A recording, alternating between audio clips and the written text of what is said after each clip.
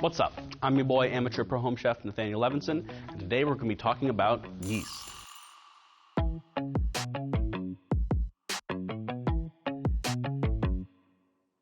So yeast is one of the most important microorganisms in cooking.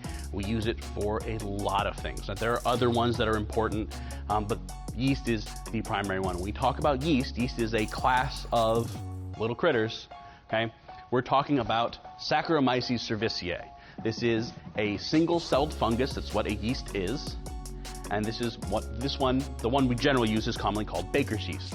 Now, why is yeast important? Well, yeast is important because when it eats sugar, it produces carbon dioxide and ethanol, two things which we want. Now, brewer's yeast, which is used for the production of beers and wines and other things, that tends to produce more ethanol, whereas baker's yeast is more heavily on the carbon dioxide side. And that has to do with aerobic versus anaerobic respiration, but we don't need to get into that. But basically, what happens is, when you put your yeast into your bread dough, there are sugars in there. There's sugar in flour, like not a lot of sugar, but sometimes you'll add sugar. But there are sugars that the yeast will break down and produce carbon dioxide, which leads to that leavening effect, that blowing up with gas and things like that.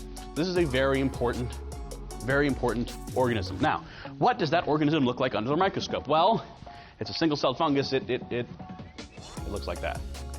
Okay? But what's interesting about yeast is that they can produce both sexually and asexually. And primarily they'll produce asexually in your mixture. And they do this by a process called budding. So you'll have a little yeast, okay? And she'll say, because we call this a mother-daughter, she'll say, it's time for me to reproduce.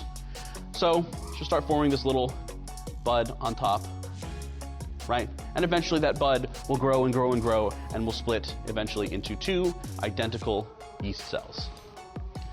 So that is how yeast reproduces in your mixture, and by consuming sugar gives you carbon dioxide and ethanol, which is what we want. So the bread can rise. Until next time, I'm your boy, amateur pro home chef Nathanael Levinson. Yeasty.